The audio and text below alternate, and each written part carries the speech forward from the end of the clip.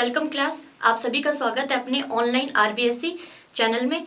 आज हम active passive को आगे बढ़ाते हुए देखते हैं कुछ अलग टाइप के वाक्य जो कि आपके एग्जाम में ज़रूर पूछे जाते हैं, जिसके अंदर हमें ध्यान रखना है कि किस प्रकार के वाक्य हैं जिनको हमें कुछ नियमों का ध्यान रखते हुए हम उसमें अच्छे नंबर ला सकते हैं, जिसके अंदर मॉडल का उपयोग किया जाएगा, काइंडली और लेट से शुरू का भी उपयोग किया जाएगा। अब हम इसको आगे बढ़ाते हुए देखते हैं कि मॉडल वाले जो वाक्य होते हैं उनका क्या स्ट्रक्चर रहता है, वो कैसे उपयोग किए जाते हैं। इसके अलावा गोइंग टू वाले भी वाक्य होते हैं जो सेंटेंस में हम यूज़ करते हैं। वर्ब की फर्स्ट फॉर्म से शुरू होने वाले वाक्य और प्लीज और काइंडली से शुरू होने वाले वाक्य, ये चार प्रकार के आपके जो सेंटेंस है, वो जो 8 रूल जो मैंने बताए थे उनसे थोड़े अलग हैं, पर ये बहुत ज़्यादा आपके एग्जाम के व्यू से बहुत ज़्यादा इंपॉर्टेंट है, जिसको अभी हम डिस्कस करते हैं इस क्लास के अंदर। तो बच्चों, सबसे पहले मैंने यहाँ पर आपके 4 टाइप्स लिखे हैं और उन 4 टाइप्स के 4 स्ट्रक्चर भी आपको यहाँ लिखे हैं, और 4th स्ट्रक्चर मैंने यहाँ पे नोट के रूप में आपको लिखा है, जो आप एक बार देखेंगे तो आपको समझ में आएगा। तो बच्चों, हम शुरू करते हैं एक एक टाइप को पढ़ना। सबसे पहले हम देखते हैं कि मॉडल वाले जो वाक्य होते हैं उनका स्ट्रक्चर क्या होता है, कैसे हमें पता चलेगा कि अभी मॉडल आया है या सेंटेंस में मॉडल की जगह हमें क्या लगाना है, या फिर वो मॉडल को सेम टू सेम वही तो नहीं लिखना। इसको हम देखते हैं। अगर आपके क्वेश्चन के अंदर मॉडल आपको दिया हुआ हो तो मॉडल जो क्वेश्चन में दिया हुआ है ना, वही का वही मॉडल आपको आंसर में लगाना है, क्योंकि बच्चों मॉडल का जो होता है वो नंबर और जेंडर का मॉडल पे कोई भी प्रभाव नहीं पड़ता। सिंगुलर हो चाहे प्लूरल हो, मॉडल जो है वो सेम ही रहता है। तो आपको बस इतना ध्यान रखना है कि क्वेश्चन में जो आपको मॉडल दिया गया है उस मॉडल को आपको आंसर में भी सेम लिखना है और उसके बाद बी लगाना है, बस इतना ही ध्यान रखना है। और वर्ब की थर्ड फॉर्म तो हम अभी शुरू से लगाते ही आए हैं, आपको पता है पैसिव वॉइस के अंदर। तो बच्चों, आपको बस मैं यही बताना चाह रही हूँ कि अगर आपके एक्टिव वॉइस में मॉडल आपको अगर दिखाई दे तो आपको उसका पैसिव वॉइस बनाते हुए उसी सेम मॉडल को लिखना है और उसके पीछे बी लगा देना है। और वर्ब की थर्ड फॉर्म तो हम लगाते ही आ रहे हैं। एक एग्जाम्पल के थ्रू इसको हम समझने की कोशिश करते हैं। देखिए बच्चों, यहाँ पे दिया हुआ है आपको, you must write a letter. सबसे पहले तो हमें ये पहचानना है कि मॉडल, इसमें मॉडल है भी या नहीं है, या फिर ये दूसरे 1 to 8 रूल के कोई वाक्य है। तो बच्चों, आपको पता होगा मस्ट एक हमारा मॉडल होता है। मस्ट हमें पहचानना पड़ेगा कि मॉडल कौन से होते हैं। तो मस्ट हमारा एक क्या है, मॉडल होता है, मॉडल वर्ब होती है। तो सबसे पहले उसी प्रोसेस को फॉलो करो। हमने क्या किया था, जो लास्ट में ऑब्जेक्ट होता है उसको हम क्या बनाते हैं, सब्जेक्ट बनाते हैं। तो ए लेटर को हमने क्या बनाया, सब्जेक्ट बनाया। यहाँ तक तो हम नियमों के आधार पे कर ही रहे थे। उसके बाद अब ये बताता है कि जो मॉडल दिया हुआ हो ना, उसी मॉडल को लिख दो और उसके पीछे बी लगा दो। तो बच्चों, यहाँ पे देखो कौन सा मॉडल लग रहा है आपको इसके अंदर। मैंने मस्ट पे सर्कल किया है, तो क्या आएगा, मस्ट का मस्ट लिख दिया मॉडल। उसके बाद मॉडल के बाद लगाना क्या है, बी लगाना है। तो मॉडल के बाद मैंने क्या लगा दिया, बी लगा दिया। और उसके बाद क्या लगानी है, वर्ब की थर्ड फॉर्म। तो यहाँ पे वर्ब कौन है, राइट। तो राइट की थर्ड फॉर्म क्या होती है, रिटन। राइट की थर्ड फॉर्म क्या होती है, रिटन। अब किसके द्वारा लिखा गया था, यू के द्वारा। तो वापस क्या आ जाएगा, बाय यू। ये आपका बच्चों एक्टिव से पैसिव वॉइस बन गया, जिसका आंसर है a letter must be written by you. हमने इसमें कुछ भी नहीं किया, सिर्फ मॉडल वर्ब को पहचाना, उसको लिखकर हमने उसके पीछे बी प्लस वर्ब की क्या लगा दी, थर्ड फॉर्म लगा दी। अगर अभी भी आपको समझ में नहीं आया है तो हम एक एग्जांपल की ओर देखते हैं। देखिए बच्चों, ही मे परचेज सम बुक्स। तो यहाँ पर हम सबसे पहले पहचानेंगे कि इस पूरे सेंटेंस में मॉडल कहाँ है। तो हमने पहचान लिया कि जो मे है ना, में क्या एक मॉडल वर्ब है। तो सबसे पहले हमें सेंटेंस में मॉडल को पहचानना आना चाहिए, तभी हम आंसर लिख पाएंगे। तो वही प्रोसेस हम फॉलो करते हैं। जो लास्ट में हमारा ऑब्जेक्ट होता है उसको हम सब्जेक्ट बनाते हैं। तो मैंने यहाँ पर लिखा सम बुक्स।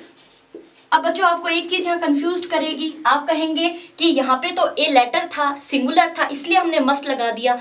यहाँ पर बुक्स है, प्लूरल हो गया, तो क्या मॉडल में भी कोई चेंज होगा, ऐसा आप सोच सकते हैं, लेकिन ऐसा नहीं होता। मॉडल के ऊपर सिंगुलर या प्लूरल या जेंडर का कोई भी प्रभाव नहीं पड़ता, वो उसको इफेक्ट नहीं करती। एक चीज है तो भी आप मस्ट लगा सकते हो, एक से ज्यादा है तो भी आप मस्ट लगा सकते हो। तो यहाँ पर इसका कोई भी इफेक्ट नहीं पड़ेगा। ए लेटर था तभी भी आप मस्ट लगा सकते थे, लेटर्स होता तभी भी आप मस्ट लगा सकते थे, जैसा कि सेकेंड एग्जाम्पल में। तो सम बुक्स हमने ऑब्जेक्ट को क्या बना दिया, सब्जेक्ट बना दिया। उसके बाद इस रूल को फॉलो कीजिए। उसके बाद हमें मॉडल वर्ब लगानी है, जो कि आपकी एक्टिव वॉइस में दी गई है वही लगानी है, अपनी तरफ से कुछ नहीं लगाना। तो एक्टिव वॉइस में मुझे मे दी गई है, तो मैंने सम बुक्स के बाद क्या लगा दिया, मे लगा दिया। वही मॉडल वर्ब लगा दी जो मुझे क्वेश्चन में दी गई थी। उसके बाद मैंने क्या लगा दिया, बी, तो मे के बाद क्या आ जाएगा, बी। फिर मेरे को लगानी थी वर्ब की थर्ड फॉर्म, तो परचेज हमारी वर्ब है, इसकी थर्ड फॉर्म क्या होती है, परचेज रहती है। परचेज मतलब किसी चीज को खरीदना, उसको परचेज बोला जाता है। किसके द्वारा खरीदी गया था, ही, तो यहाँ पर आ जाएगा बाय। ही किसमें चेंज होगा, हिम में। ये आपने चार्ट देखा होगा हमारी फर्स्ट वीडियो में, जिससे आपको समझ में आ जाएगा। तो बच्चों ये दो एग्जाम्पल जो हैं वो फर्स्ट मॉडल वाले वाक्य जो हैं उनके हैं, जिसमें मैं आपको इतना बताना चाहती हूँ कि मॉडल सेम टू सेम आप लिखें और उस मॉडल के जस्ट बाद आप बी लगा दीजिए। सिर्फ आपको क्या करना है, बी लगाना है। और वर्ब की थर्ड फॉर्म तो हम सभी में लगाते ही आए हैं, तो आपको याद ही हो चुकी होगी अब तक, और कुछ भी आपको नहीं करना है। इसी के अलावा बच्चों अब हम गोइंग टू वाले वाक्यों को देखते हैं, जो कि एकदम मॉडल जैसे ही हैं। उसमें हम लोगों ने मॉडल को चूज किया था, इसमें हम गोइंग टू को क्या करते हैं, चूज करते हैं। तो बच्चों आप इसका सेकंड स्ट्रक्चर देखिए। गोइंग टू आपको जो सेंटेंस में दिया गया है आपको वही लिखना है, उसके बाद आपको बी का उपयोग करना है और उसके बाद वर्ब की थर्ड फॉर्म भी लगानी है। सेम टू सेम यही स्ट्रक्चर है। तो देखते हैं हम example number third, she is going to cook food. तो सबसे पहले अब अपन को पहचानना है कि ये जो स्ट्रक्चर है ये है किसके। अब आप बताइए बच्चों, इसमें आपको कहीं पे भी मॉडल दिखाई दे रहा है क्या, थर्ड नंबर एग्जाम्पल में। फर्स्ट और सेकंड में तो हमने फाइंड कर लिए थे, लेकिन थर्ड में हमें मॉडल नहीं दिखाई दे रहा, लेकिन हमें कुछ नई चीज दिखाई दे रही है। क्या दिखाई दे रही है, गोइंग टू। जैसे ही आप गोइंग टू को एक साथ देख लेते हैं तो आपके माइंड में आ जाना चाहिए कि ये तो गोइंग टू वाले वाक्य हैं, हमें इसका स्ट्रक्चर इस तरीके से लगाना है। तो देखिए एक एग्जांपल के थ्रू मैं आपको बताती हूँ। She is going to cook food. तो वही वाली बात है कि सबसे पहले हम क्या करते हैं, ऑब्जेक्ट को सब्जेक्ट बनाते हैं। तो क्या कीजिए, फूड को पहले लिख दीजिए। लिख दिया फूड को वैसा का वैसा। अब फूड क्या है, एक ही चीज होती है, सिंगुलर है, हमें पता है।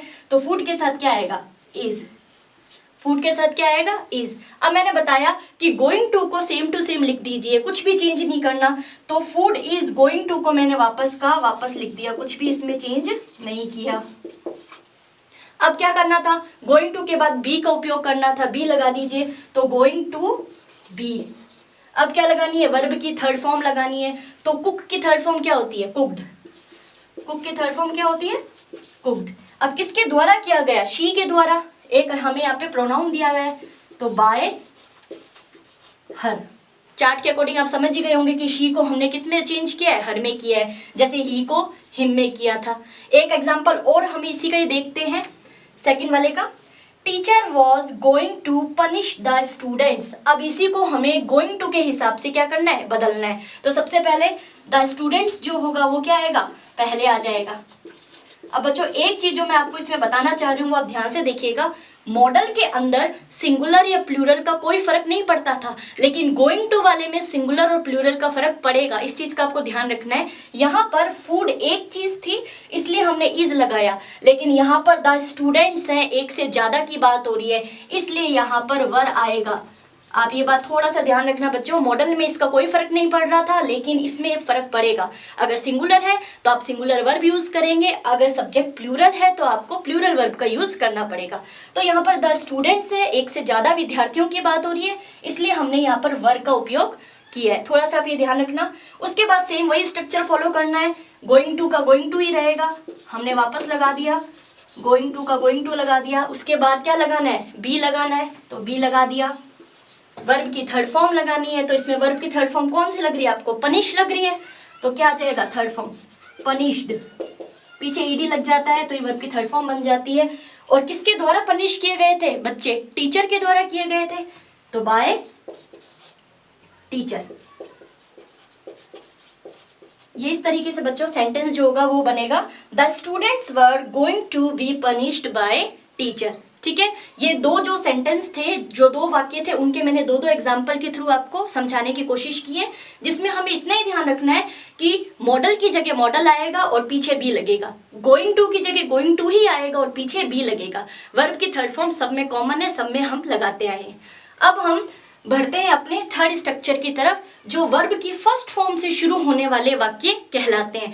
ये ऐसे वाक्य होते हैं जिसमें आप किसी को ऑर्डर देते हैं, किसी को कमांड देते हैं या किसी से विनम्रतापूर्वक कोई रिक्वेस्ट करते हैं। ये ऐसे मतलब सेंटेंस होते हैं जिसमें आप किसी को कुछ काम करने के लिए प्यार से भी कह सकते हैं या उसे ऑर्डर के रूप में भी कह सकते हैं। तो चलिए बच्चों, हम शुरू करते हैं हमारा थर्ड स्ट्रक्चर कि वो किस प्रकार से हमें समझ में आएगा। तो देखिए, इसके एग्जाम्पल मैंने यहाँ लिखे हुए हैं।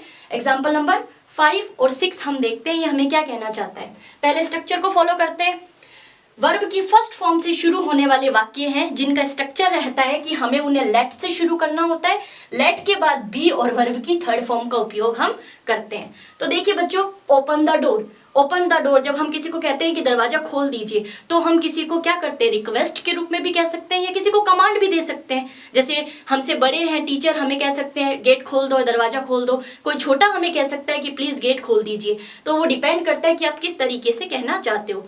हमें इसका पैसिव वॉइस कैसे बनाना है, सबसे पहले देखिए ओपन द डोर। तो जब भी वर्ब की फर्स्ट फॉर्म से कोई वाक्य शुरू होता है तो हम देखिए बच्चों, यहाँ पे ओपन क्या है, वर्ब की फर्स्ट फॉर्म है, तो इससे शुरू हो रहा है तो हम किसका उपयोग करते हैं, लेट का उपयोग करते हैं। तो यहाँ पर मैं लिख रही हूँ, आप थोड़ा सा देखिए, लेट। लेट लिख दिया। लेट के बाद क्या लिखूंगी, ऑब्जेक्ट को हमें क्या बनाना था, सब्जेक्ट बनाना था। तो ऑब्जेक्ट क्या है, the door. Let the door. उसके बाद क्या लगाना था मुझे, बी लगाना था। Let the door be. और वर्ब की क्या लगानी थी, थर्ड फॉर्म लगानी थी। तो ओपन की थर्ड फॉर्म क्या होती है, ओपन। और यहाँ पे क्वेश्चन, ये पूरा फुल स्टॉप।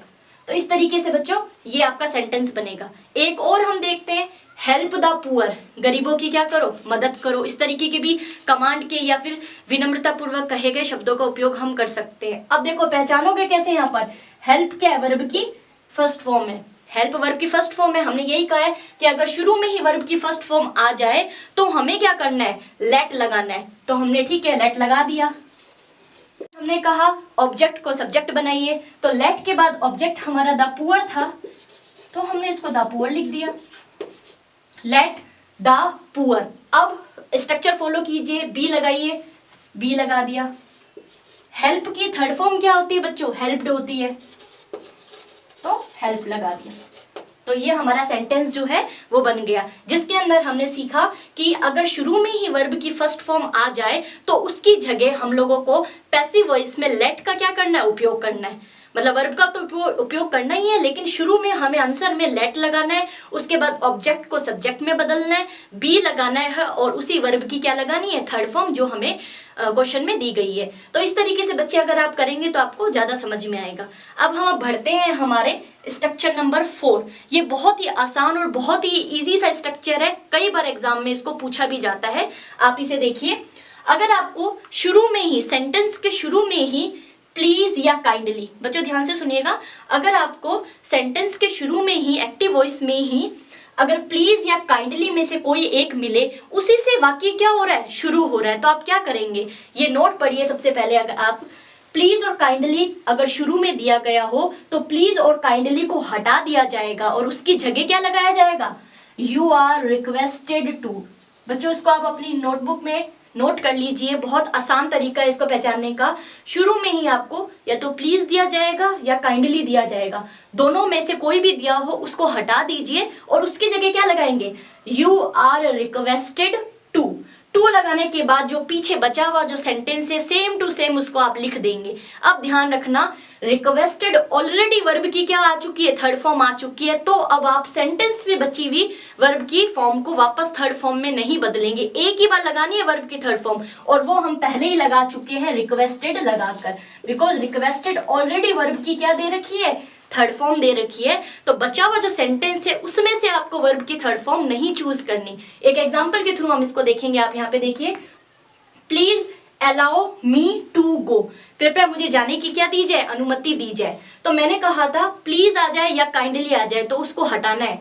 तो देखो बच्चों, प्लीज को मैंने हटा दिया, तो उसकी जगह मुझे क्या लगाना है, मैंने लगा दिया यू आर रिक्वेस्टेड। थोड़ा सा देखना बच्चों, यू आर रिक्वेस्टेड टू। मैंने कहा प्लीज को हटाया और उसकी जगह मैंने लिख दिया यू आर रिक्वेस्टेड टू। उसके बाद बचा हुआ सेंटेंस सेम टू सेम लिख दो। तो बचा हुआ क्या था, इतना ही था, अलाउ मी टू गो।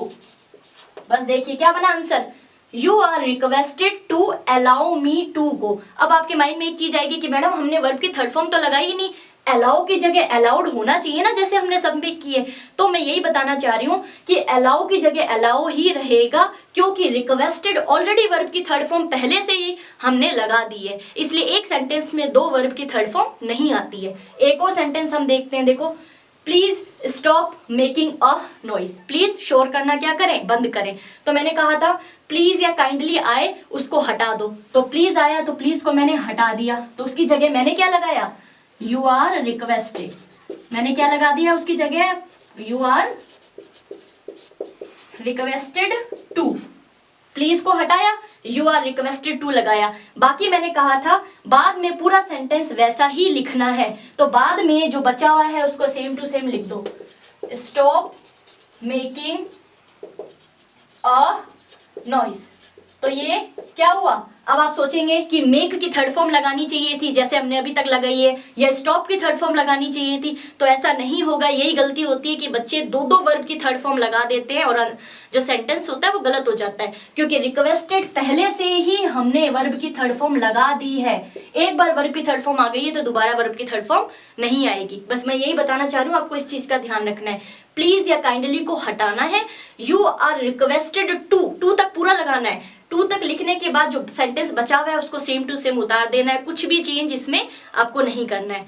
तो इस तरीके से बच्चों दो एग्जाम्पल हमने जो 4th नंबर स्ट्रक्चर है उसका भी देखा। तो ये सारे के सारे आपके एग्जाम की दृष्टि से बहुत महत्वपूर्ण है, जिसके अंदर छोटी छोटी गलतियां बच्चे करते हैं और उनका पूरा सेंटेंस क्या होता है, गलत हो जाता है। तो बच्चों आप इसको अच्छे से देखिए, इसके कुछ एग्जाम्पल आप खुद कीजिए तो आपको ज़्यादा अच्छे से ये समझ में आएगा। बच्चों अब हम बढ़ते हैं हमारे नेक्स्ट पार्ट के, और जो एग्जाम के व्यू से बहुत ज़्यादा इंपॉर्टेंट है। इसमें बच्चों को थोड़ी सी दिक्कत होती है क्योंकि जो नियम होते हैं वो सारे क्या होते हैं, मिक्स हो जाते हैं। लेकिन इस वीडियो से देखने के बाद आपको समझ में आएगा कि थोड़े से नियमों को ध्यान रखते हुए हम कितने आसानी से इनको बना सकते हैं। तो बच्चों ये लास्ट पार्ट है हमारा एक्टिव पैसिव का, जिसमें हम इंटेरोगेटिव सेंटेंसेस की बात करते हैं। आपको पता है इंटेरोगेटिव सेंटेंस में वर्ब हमेशा शुरू में दी जाती है और क्वेश्चन के अंत में क्या दिया जाता है, प्रश्नवाचक चिन्ह, क्वेश्चन मार्क दिया जाता है, जिसको पहचानने का ये तरीका है। तो इंटेरोगेटिव सेंटेंस जो होते हैं वो दो प्रकार के होते हैं। सबसे पहले हेल्पिंग वर्ब से शुरू होने वाले सेंटेंसेस होते हैं, दूसरे WH वर्ड से शुरू होने वाले सेंटेंस होते हैं। तो अभी हम इस पार्ट की तरफ बढ़ते हैं कि हेल्पिंग वर्ब आने पर हमें किस प्रकार से एक्टिव से पैसिव बनाना है। तो बच्चों ये कुछ नियम लिखे हैं और कुछ एग्जाम्पल भी लिखे हैं, जिसको हम अभी ध्यान में रखते हुए करते हैं। सबसे पहले नियम है कि हेल्पिंग वर्ब से शुरू होने वाले वाक्यों में शुरू में ही हमें हेल्पिंग वर्ब लगानी है। जो भी आपको सेंटेंस में हेल्पिंग वर्ब दी गई हो वो सब्जेक्ट के अकॉर्डिंग आपको क्या करनी है, हेल्पिंग वर्ब को शुरू में ही रखना है, बाद में नहीं लगाना। उसके बाद क्या करना है, जो भी सब्जेक्ट है उसके अनुसार आपको क्या लगानी है, वर्ब। सब्जेक्ट के अनुसार मतलब अगर सिंगुलर है तो वर्ब सिंगुलर आएगी, प्लूरल है तो वर्ब प्लूरल आएगी। वो आपको सेंटेंस में देखने से समझ में आएगा।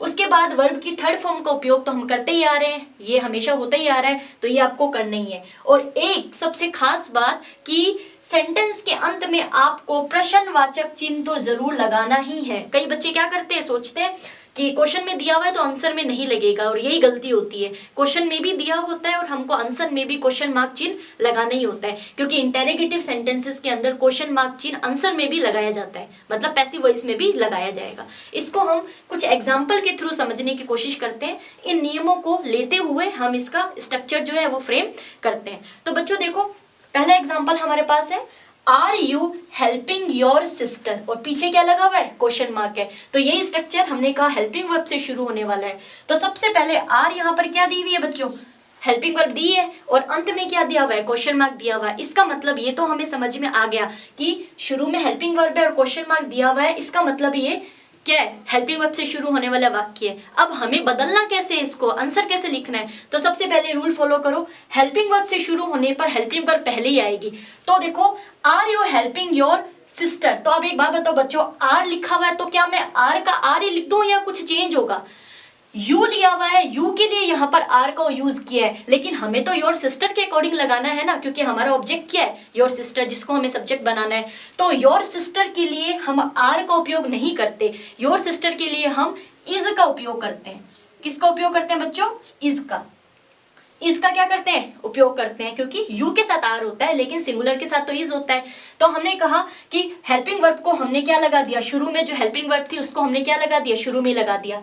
योर सिस्टर हमारा ऑब्जेक्ट है जिसको हमने सब्जेक्ट बना लिया, ऐसा तो हम करते ही आ रहे हैं, इज योर सिस्टर। अब बच्चों मैंने आपको एक रूल बताया था कि वर्ब की फर्स्ट फॉर्म के साथ जब आईएनजी दिया हुआ हो, वर्ब की फर्स्ट फॉर्म के साथ जब आईएनजी दिया हुआ हो तो हम क्या लगाते थे, उसको हटाकर बीइंग लगाते थे। आपने ध्यान दिया हो तो आपको याद आएगा अब कि जब भी वर्ब की फर्स्ट फॉर्म के साथ आईएनजी दिया हुआ होता है तो उसको हटाकर हम उसकी जगह क्या लगाते थे, बीइंग। तो हमने क्या लगा दिया, बीइंग। अब देखिए वर्ब की क्या लगानी है, थर्ड फॉर्म। तो हेल्प की थर्ड फॉर्म आपको पता ही है क्या होती है, हेल्प की थर्ड फॉर्म क्या होती है बच्चों, हेल्प्ड होती है। और किसके द्वारा किया गया था बताओ, यू आएगा या क्या आएगा, क्योंकि योर सिस्टर तो क्या है हमारा सब्जेक्ट बन गया है, तो ऑब्जेक्ट क्या है, यू, तो बाय यू। अब एक खास चीज बच्चों मैंने अंत में लिखा है कि सेंटेंस के अंत में प्रश्नवाचक चिन्ह होना ही चाहिए, तो ये सेंटेंस यू पे खत्म हो रहा है इसलिए मैंने लास्ट में क्या लगा दिया, इस पे प्रश्नवाचक चिन्ह लगा दिया। समझ में आया आपको। तो ये वाला जो फर्स्ट स्ट्रक्चर था ये हेल्पिंग वर्ब से शुरू होने वाले सेंटेंस था। एक एग्जांपल और देखते हैं जो आपको अच्छे से समझ में आएगा। Did she write a letter to her father. ठीक है, अब डिड जो है, डिड क्या बताता है बताओ बच्चों, डिड कौन से टेंस को बताता है, कुछ रूल आपको याद आ रहे होंगे। तो डिड हमने किस में लगाए थे, पास्ट के अंदर लगाए थे, पास्ट सिंपल में आप कह सकते हो। रूल नंबर 4 में हमने डिड का यूज किया था।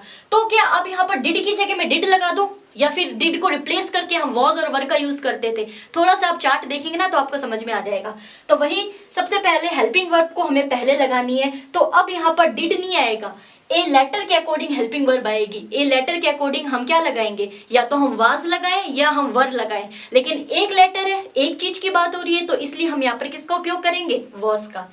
तो बच्चों यहाँ पर हेल्पिंग वर्ब क्या आ गई है, वॉज। ए लेटर हमारा ऑब्जेक्ट है जिसको हमने सब्जेक्ट बनाया, was a letter, was a letter. अब उसके बाद हमें क्या लिखना है, वॉज अ लेटर के बाद वर्ब की क्या लगानी थी, थर्ड फॉर्म।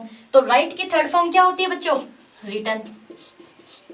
राइट की थर्ड फॉर्म क्या होती है, written. Was a letter written. अब किसको लिख रही थी वो, टू हर फादर। ये इनडायरेक्ट ऑब्जेक्ट रहता है जिसको हमें पहले लिखना होता है, उसके फादर को वो लिख रही थी। और किसके द्वारा लिखा गया था, शी के द्वारा लिखा गया था। तो यहाँ पर क्या आएगा, बाय हर। और वापस ध्यान रखना क्वेश्चन मार्क तो आएगा ही आएगा रूल नंबर 4 के अकॉर्डिंग। तो ये हमने क्या किया है, चेंज किया है। एक हमें इंटेरोगेटिव सेंटेंस था जिसका ही हमने वापस क्या किया है, पैसिव वॉइस बनाया है। तो थोड़ा सा अगर आप नियमों के चार्ट को ध्यान रखेंगे तो आपको ये चीज समझ में आएगी। एक और एग्जाम्पल के थ्रू हम इसको समझने की कोशिश करते हैं। Have you not finished your work. अब बच्चों मैंने बताया था जहां पर भी नॉट आ जाता है वो वाक्य नेगेटिव हो जाता है, वो वाक्य क्या होता है, नेगेटिव आता है। तो सबसे पहले देखो यू के लिए यहाँ पर हैव आया है, लेकिन योर वर्क के लिए क्या आएगा यहाँ पर, आप बताइए। दो सेंटेंस थे, दो थे, हैज या हैव में से हमें एक को चूज करना था। तो हैव तो यू के लिए आ गया, तो योर वर्क के लिए क्या आएगा, हैज। यहाँ पर मैं इसका आंसर लिख रही हूँ बच्चों, हैज। अब बताओ नॉट भी आएगा या नहीं आएगा, क्या आएगा आपके अकॉर्डिंग, थोड़ा सा आप सोचेंगे तो आपको समझ में आएगा। Has your work,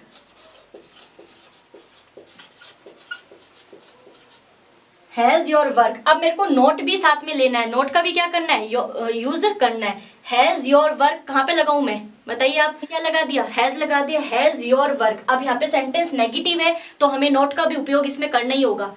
has your work not been. अब बीन यहाँ पर क्यों आया है, क्योंकि हमने पढ़ा था हैज और हैव के साथ बीन का उपयोग किया जाता है, इसलिए has your work not been. Finish की थर्ड फॉर्म ऑलरेडी हमें दे रखी है, तो फिनिश की थर्ड फॉर्म फिनिश्ड ही रहती है।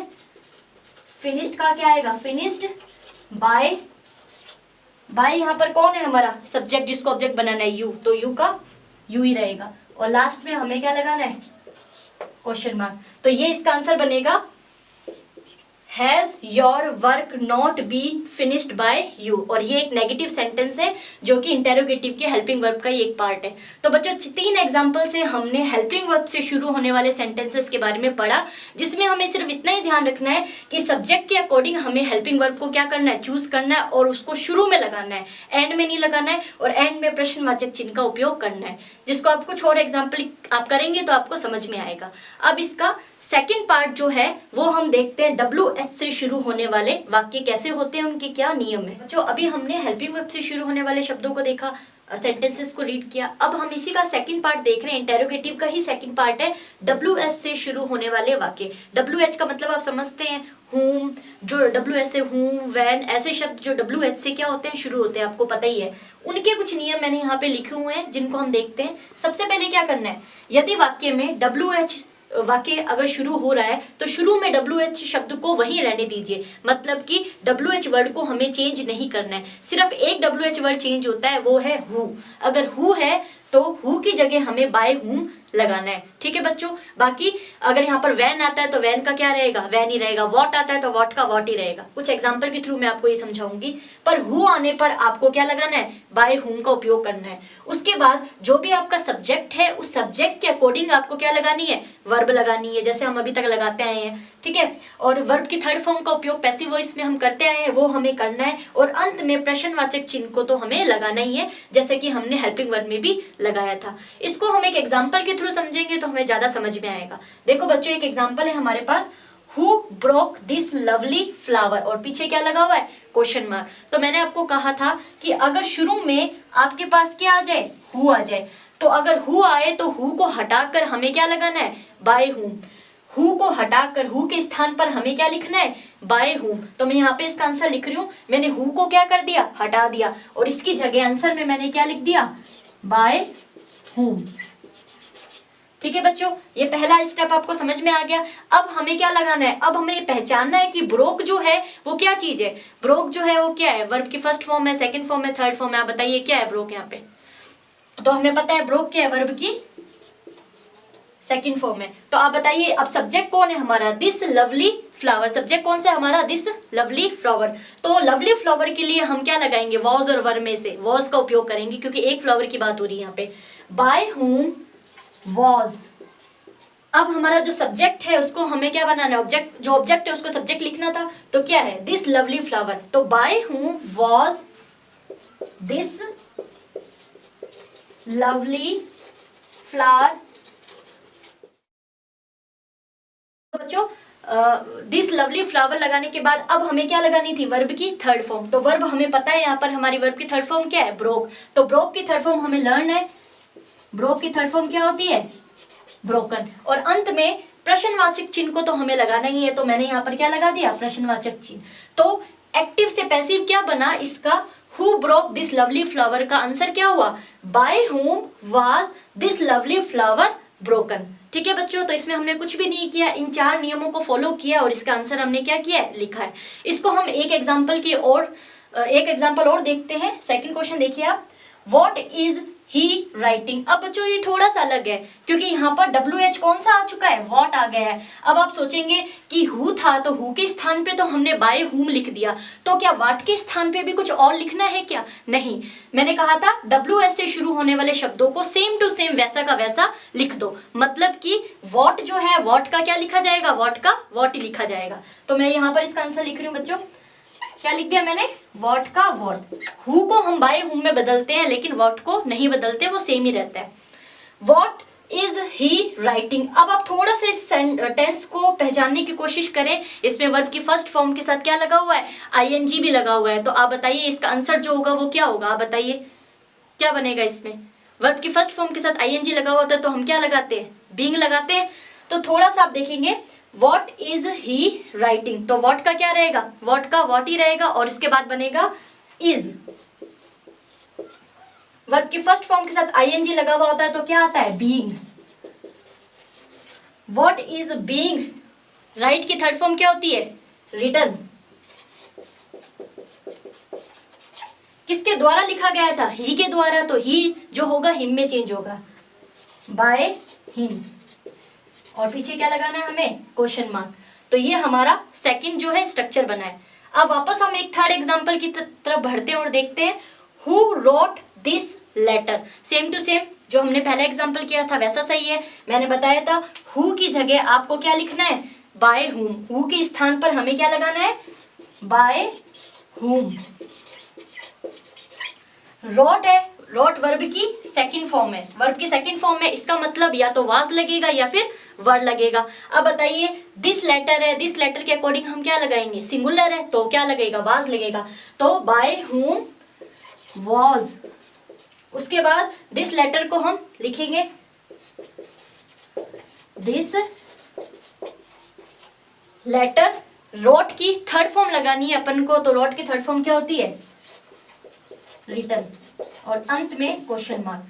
तो बच्चों ये WS से शुरू होने वाले कुछ ऐसे वाक्य हैं जिनको हमें कुछ नियमों के आधार पर समझना होगा। ये आपके एग्जाम में बहुत ज्यादा इंपॉर्टेंट जो है वो पूछे भी जाते हैं। आप इन नियमों को ध्यान से देखिए, ध्यान से समझिए, तो आपको अच्छे से समझ में आएगा। तो बच्चों आज की क्लास में इतना ही। अब हम एक छोटी सी आखिरी जानकारी लेते हैं। बच्चों जैसे अभी आपने देखा कि हु दिया हुआ है, तो हु की जगह हमने बाय हुम का उपयोग किया है। कई बार एग्जाम में क्या होता है, उल्टा भी दिया हुआ होता है, मतलब हुम दिया हुआ होगा, आपको सिर्फ हुम दिया हुआ होगा, तो आपको हुम को हटाकर उसकी जगह क्या लगाना है, हु। बाकी जो नियम है जो मैंने लिखा है वो सेम वैसे से ही रहते हैं। तो थोड़ा सा आपको ध्यान देना होगा कि आपसे पूछा क्या गया है। हालांकि ज्यादातर हु का ही पूछा जाता है जिसकी जगह बाय हुम लगता है, लेकिन कई बार सिर्फ हुम दिया हुआ होता है तो उसकी जगह हम हु का भी उपयोग करते हैं। ये कुछ आप एग्जाम्पल आप खुद करेंगे तो आपको ये चीज क्लियर होने लगेगी। तो बच्चों आज की वीडियो हम यही समाप्त करते हैं। आपको एक्टिव पैसिव से रिगार्डिंग कोई भी समस्या हो तो आप हमें कमेंट बॉक्स में लिखकर जरूर पूछिए। आपको हमारा चैनल, हमारी क्लास कैसी लगी हमें जरूर कमेंट बॉक्स में लिखकर बताइए।